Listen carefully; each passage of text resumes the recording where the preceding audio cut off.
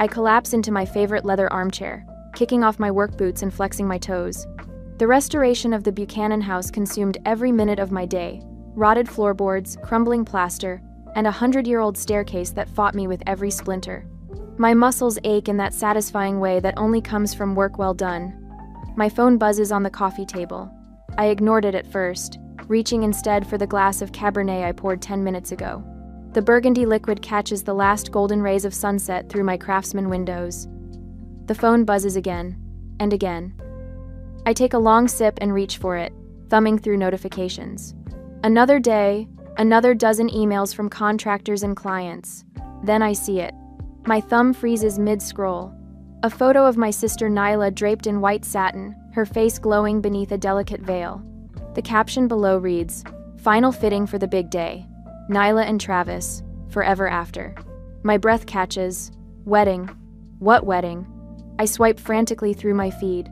Photos flood my screen, my cousin Marissa showcasing bridesmaid dresses, my Aunt Rosa arranging flower samples, my mother's hands holding embossed invitation samples. An invitation I never received.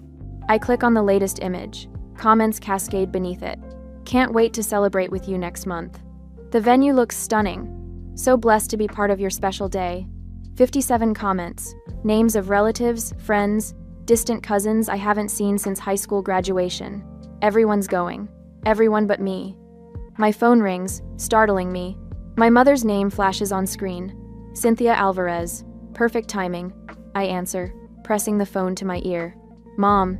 "Deborah, honey." Her voice sounds measured, too careful. "I was just thinking about you.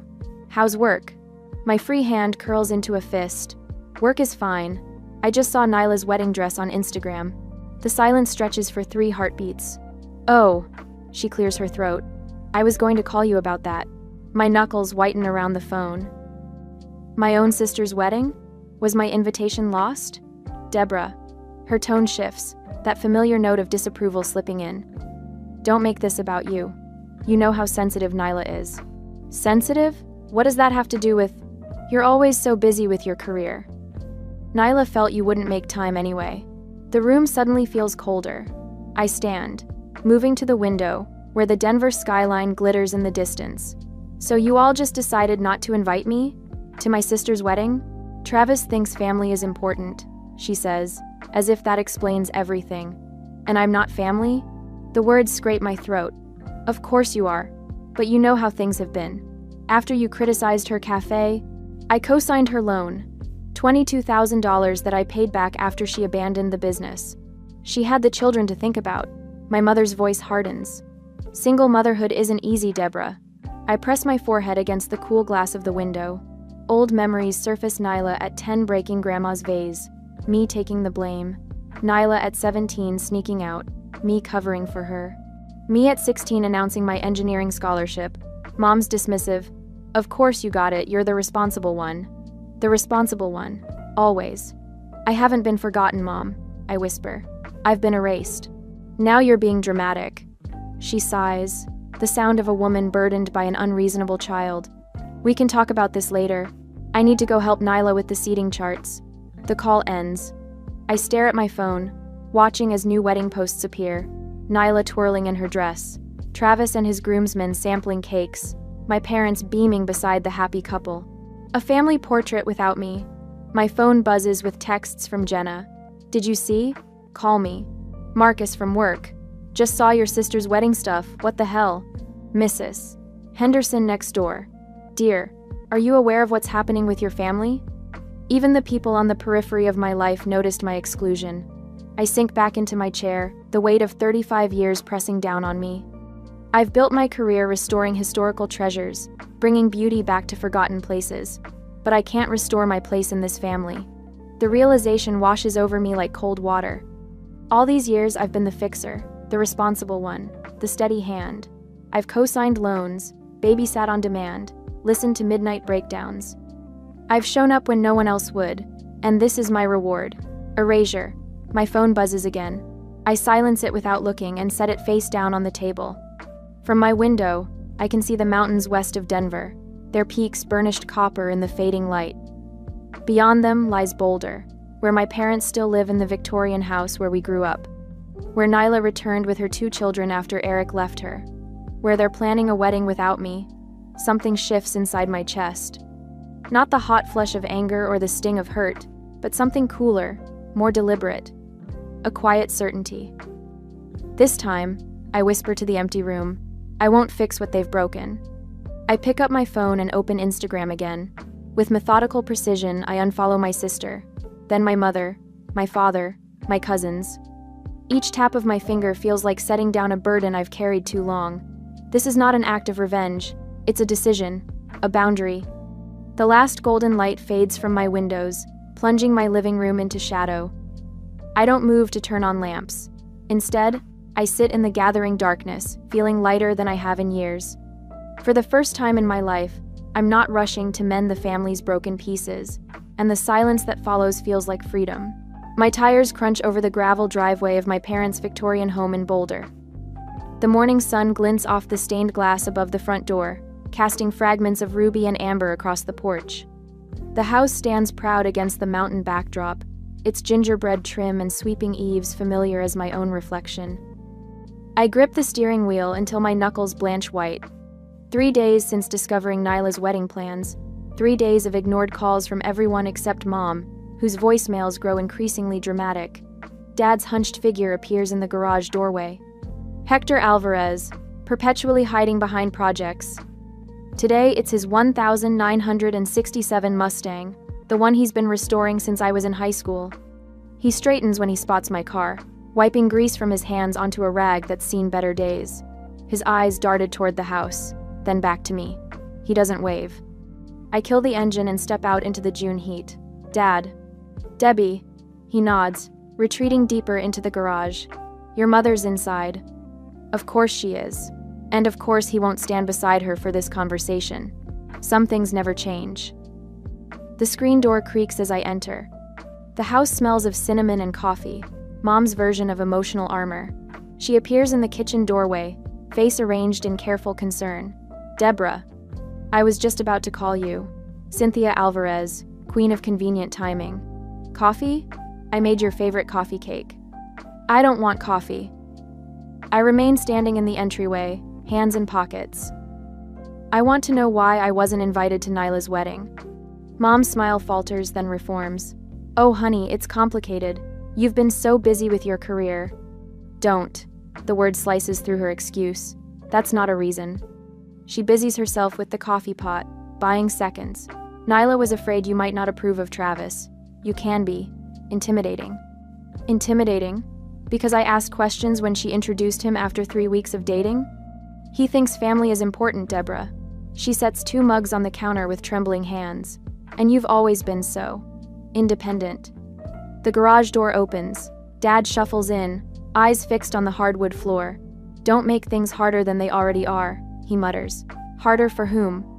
I ask, heat rising in my chest. For Nyla? For Travis? For you two, who's always made excuses for her. Mom's eyes well with practiced tears.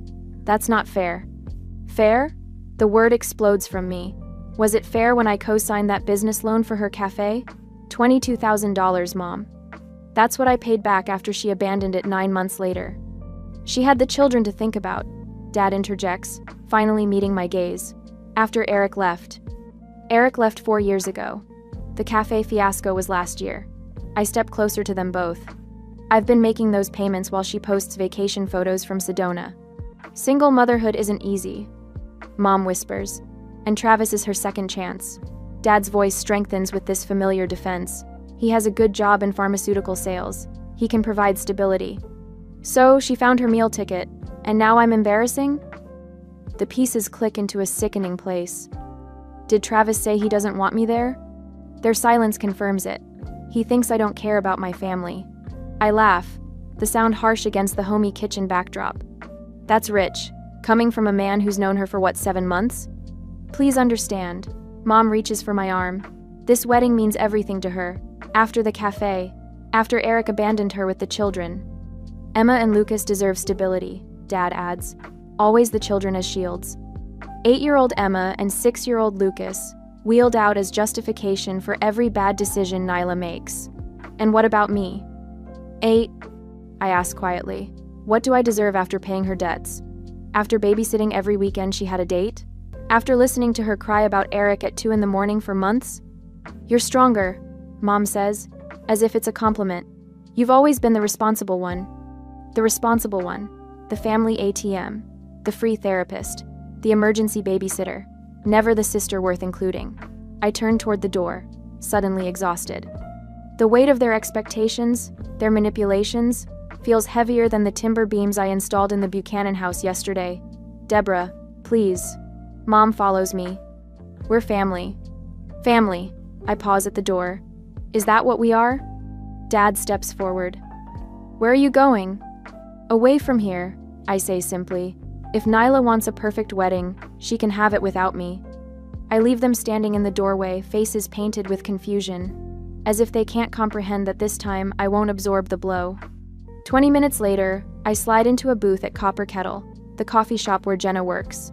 She spots me and brings over a latte without asking, sliding in opposite me. That bad, huh? Jenna's known me since college. She recognizes the aftermath of family confrontation on my face. Worse. I wrap my hands around the warm mug. Travis doesn't think I care about family. That's why I wasn't invited. Travis, she snorts. The guy who's known your sister for 5 minutes thinks he gets to decide who cares about family? Apparently. Jenna glances around, then pulls out her phone. Speaking of Travis, she slides it across the table. Kelly took these last night at Downtown Lounge. The photos show Travis, arm wrapped around a blonde woman who definitely isn't my sister. They're laughing, heads close together. In the last image, his lips press against her neck.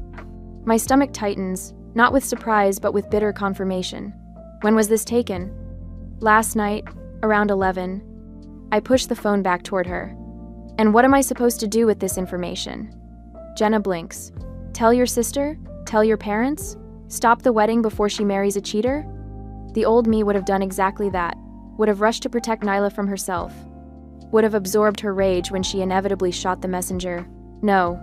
The word feels foreign but right. I'm not doing that. I'm not doing that. Deborah. This time, I'll let the truth expose itself. I sip my cooling latte. I'm not invited to the wedding, remember? It's not my place to interfere. Jenna studies me across the table. This isn't you. Maybe it should be. The realization settles in my chest, not with guilt but with certainty. I've spent my life fixing Nyla's messes. Look where that's gotten me. Excluded from her wedding, Jenna concedes. Exactly. I straighten my shoulders. So let Travis be Travis. Let Nyla make her choices. I'm done being the family safety net. And if she marries him, then she marries him. The words should hurt more than they do. I can't rescue someone who doesn't want to be saved. For the first time in my life, I don't rush to prevent a disaster heading toward my family. The discomfort of inaction sits heavy in my stomach, but beneath it runs a current of something unfamiliar. Relief. I pour myself a glass of Cabernet and settle into my window seat, the Denver skyline glittering against the night. My phone sits face down on the coffee table, deliberately silent.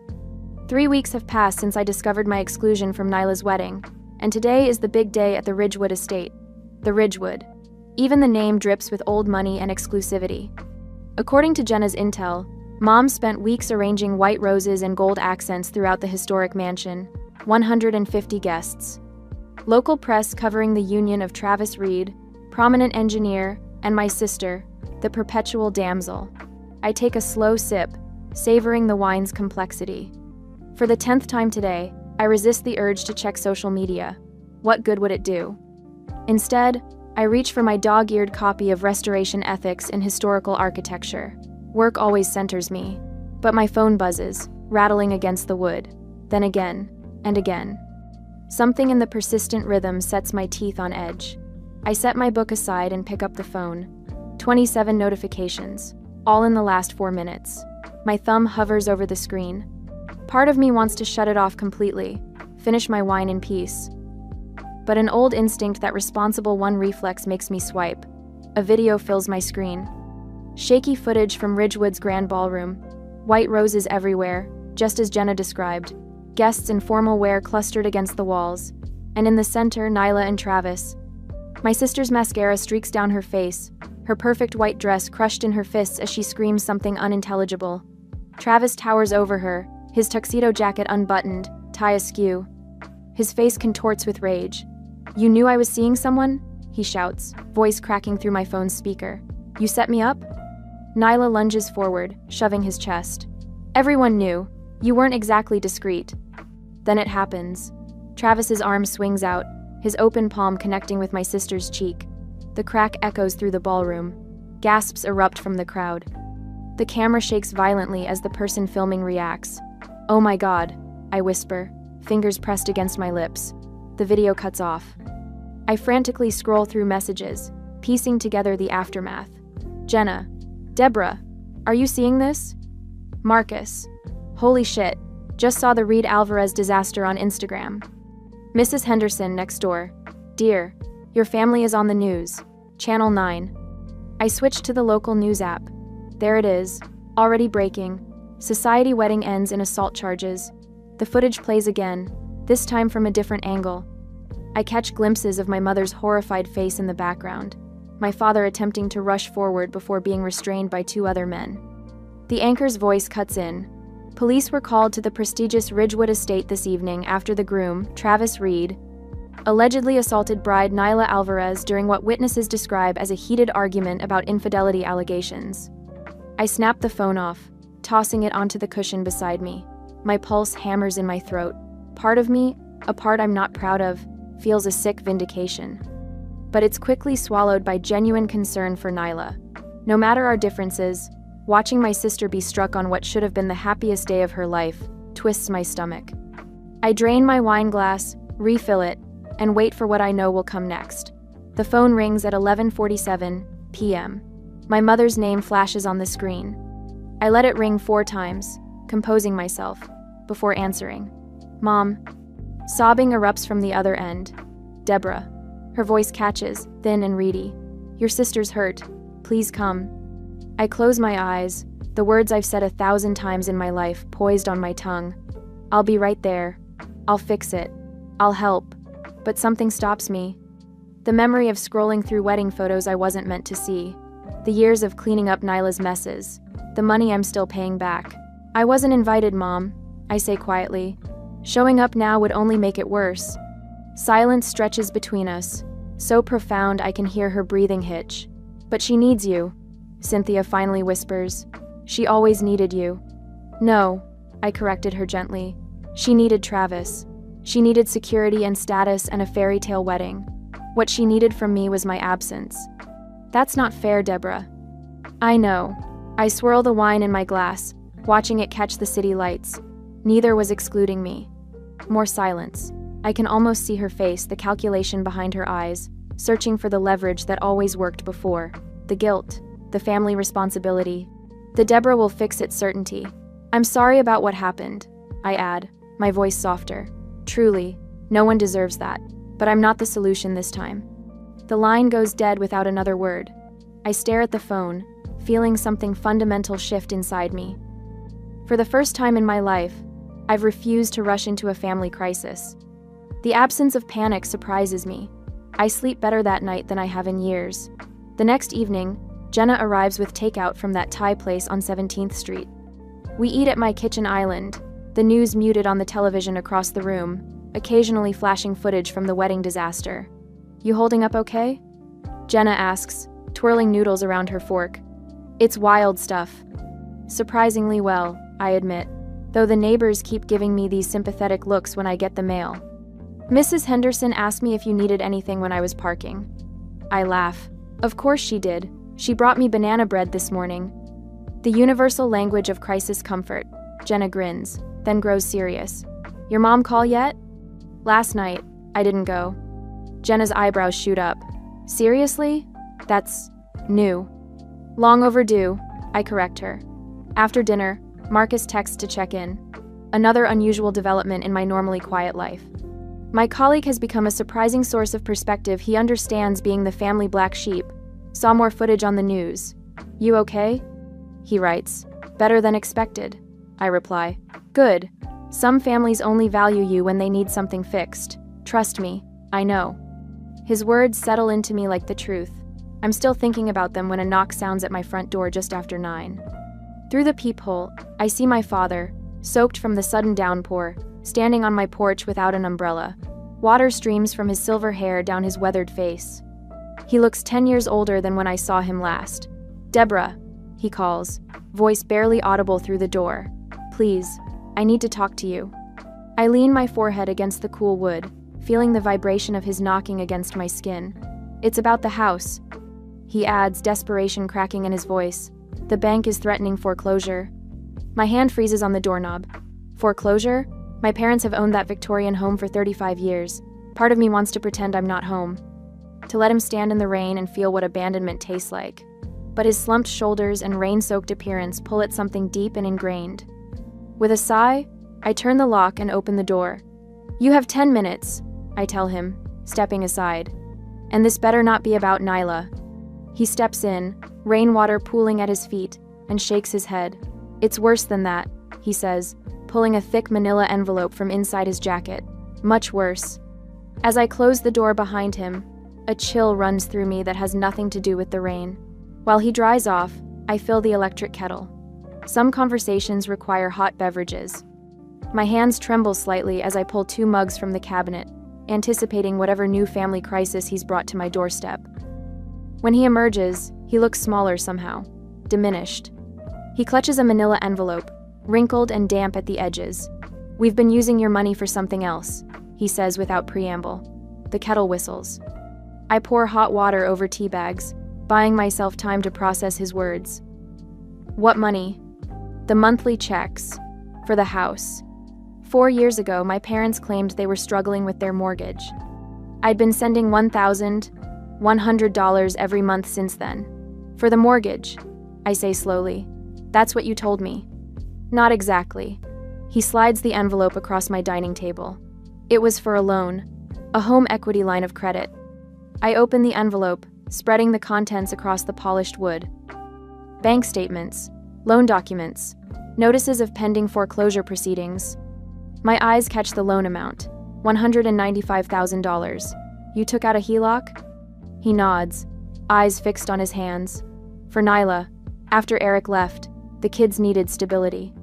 I scan the paperwork, blood turning cold as I spot the co-signers, Cynthia Alvarez and Nyla Alvarez. "Dad, Nyla hasn't lived in that house for years. How could she co-sign?" "Your mother." He stops, swallows hard. "She told the bank Nyla was living with us." Understanding crashes down. "So the money I've been sending was going toward the HELOC payments, not the original mortgage." I grab a calculator from my desk drawer, punching numbers with trembling fingers. 4 years, 12 months, $1,100 each month. $82,000. My voice sounds distant, as if someone else is speaking. "You've taken $82,000 from me under false pretenses." "Deborah, where did the money go?" I demand, slapping my palm against the table. A mug jumps, spilling tea across the statements. Neither of us moves to clean it up. Nyla's debts, the legal fees after Eric left, the down payment on her house. Travis had requirements about where they would live. I laugh, a harsh sound that surprises even me. Travis, the man who hit her at their wedding, that's who got my money? Dad doesn't answer, which is answer enough. I stand, moving to my office with mechanical precision, return with my phone and digital camera. Begin photographing every document. "What are you doing?" he asks. "Documenting fraud." The camera shutter clicks with satisfying finality. Bank fraud, specifically, falsifying residents' information on a loan application. "You can't." I absolutely can. I continue photographing, hands steady now. And I will. "It would destroy your mother. Nyla's kids." "Don't." I hold up one hand. "Don't you dare put this on me. I'm not the one who lied. I'm not the one who stole." His face crumples. "We never meant." "Yes, you did." I set the camera down, meeting his eyes directly. "You meant every bit of it. You just never expected to get caught." My phone buzzes. A text from Marcus, my colleague. "Bank contact info coming your way. My cousin's in mortgage fraud investigations." "How much is left on the HELOC?" I ask. "About 70,000. Dad rubs his face. "The foreclosure notice came yesterday. They're calling the entire balance due." I resume photographing, capturing every signature, every false statement. Dad watches in silence, the magnitude of what they've done finally sinking in. Why now? I ask finally. Why tell me after all this time? Your mother thought we could refinance, but no bank will touch us after the wedding fiasco hit the news. He hesitates. And I couldn't live with it anymore. Not after you were excluded from the wedding. Not after everything. My phone rings. I answer without checking the caller ID. Jenna's voice fills the line. Heads up. The next day, I stand in the center of my living room, surveying my preparations with the meticulous eye I normally reserve for historic building inspections. The large oak dining table, a restoration project I salvaged from an 1,882 farmhouse, dominates the space. Its surface tells a story of betrayal through carefully arranged papers, photographs, and bank statements. A knock at the door announces Aunt Rosa's arrival.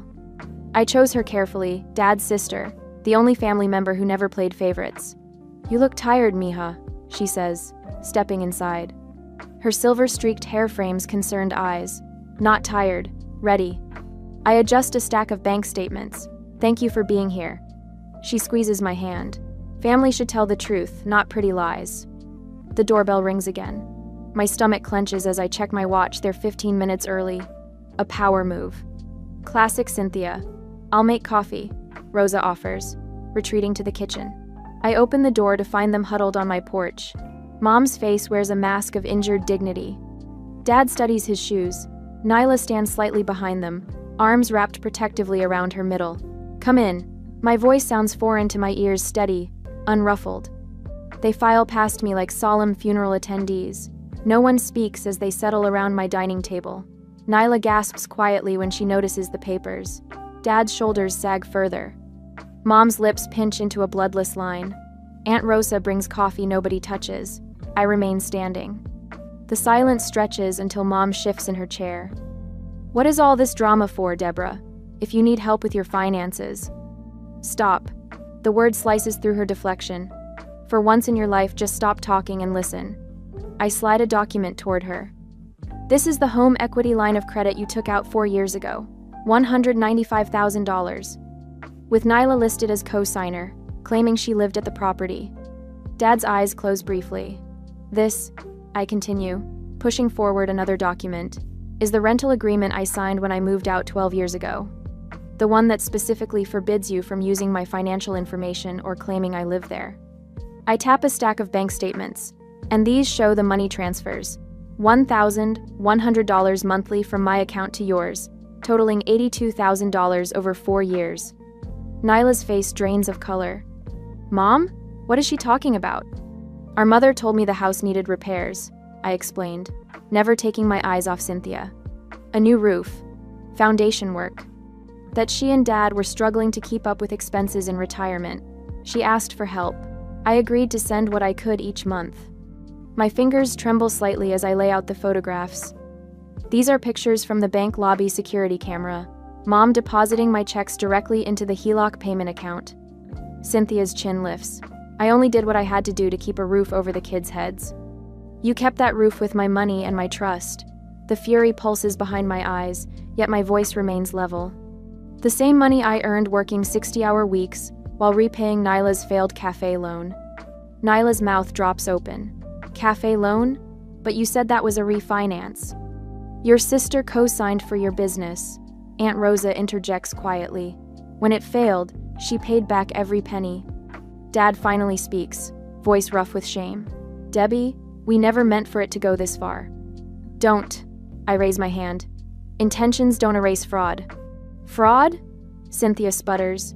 We're family. Family doesn't steal from each other, I counter. The family doesn't forge signatures on loan documents. Nyla stares at the papers, hands shaking. I didn't know, Deborah. Mom just said it was a refinance, that you approved everything. I believe her. Nyla was always the golden child, but never the mastermind. Cynthia sniffs. Well, what do you want? To send your parents to jail? To make your sister homeless with 2 children? Dad's head snaps up. That's enough, Sin. The sharpness in his tone startles us all. In 40 years of marriage, I've never heard him speak to her that way. Debbie has every right to be furious. His weathered hands spread flat on the table. If you want the house, we'll sign it over. The side lot can be sold to repay what we took. Cynthia falls silent, hands twisting in her lap. I look at my father, really look at him. The proud carpenter who taught me to restore instead of replace, to find value in damaged things. His eyes hold a mixture of shame and relief, the weight of secrets finally lifting. I don't want your house, I say. I just want this to end. Aunt Rosa takes a notebook from her purse. I've spoken with a friend at First American Title.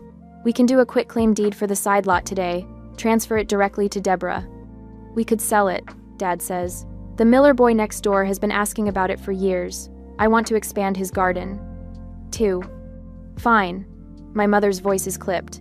I don't need an apology, I tell them, surprised to discover it's true. I just need peace. The room falls quiet again, but the quality of silence has changed. No longer tense with unspoken accusations, but heavy with truth finally acknowledged. 2 weeks later, we met at a title company downtown. The attorney explains the documents with professional detachment. Dad signs first, then Mom. The pen hovers in her hand for a moment before she scrawls her name. I don't make speeches about forgiveness. I don't hurl accusations. I simply sign where indicated and accept copies of the paperwork. As we stand to leave, Dad touches my arm. I'm sorry, Debbie, his voice catches, for everything.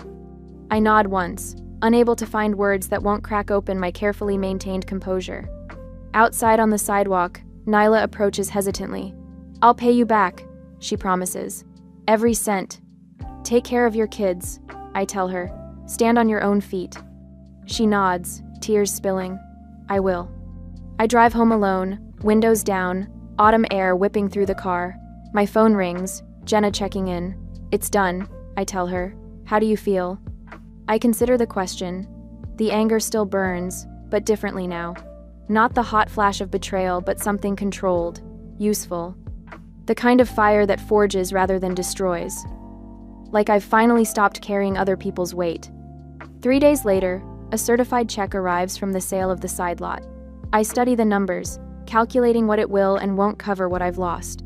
Not everything, not nearly enough. But as I fold the check into my wallet, I realize I've gained something worth more. The power of truth, the strength of boundaries. The freedom of no longer being responsible for everyone else's happiness. For the first time in 35 years, the only life I have to fix is my own. Morning light spills across my kitchen counter in the gun barrel home I've restored over the past year.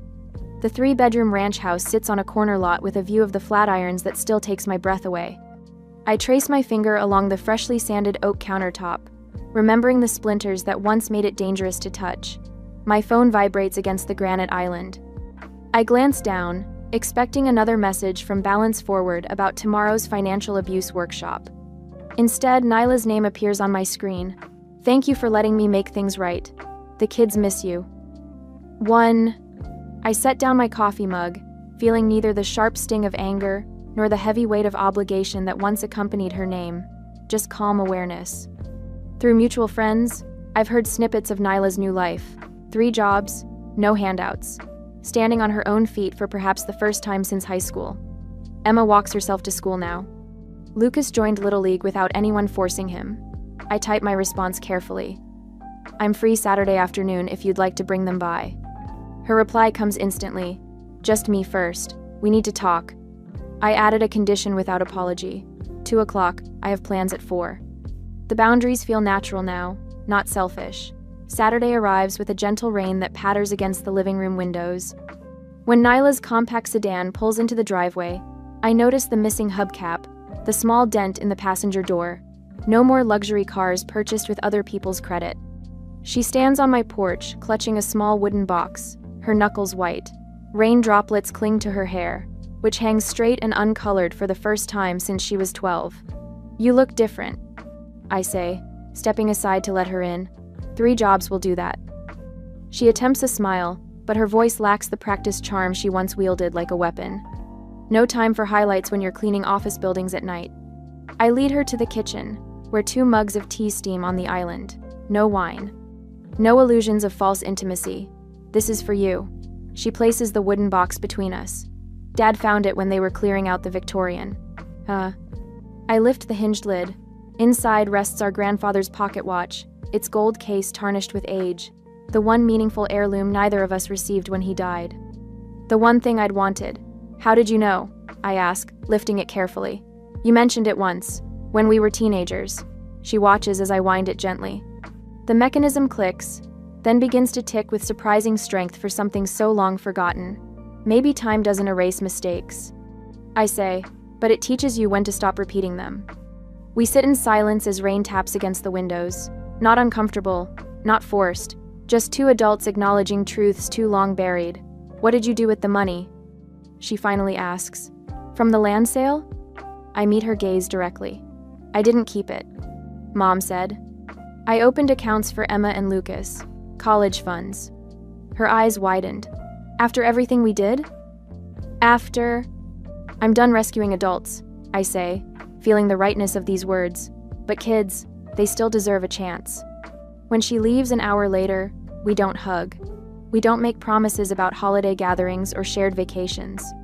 But something has shifted, like a bone finally set properly after years of painful misalignment. That evening, I sat alone on my porch swing, watching sunset paint the mountains gold. My journal rests open on my lap, today's entry simple but complete. The softest revenge is peace and quiet. No bitterness curls through my chest as I write these words. No burning need to make things even. Just calm certainty that I've found my way back to myself. In that stillness, I finally feel free.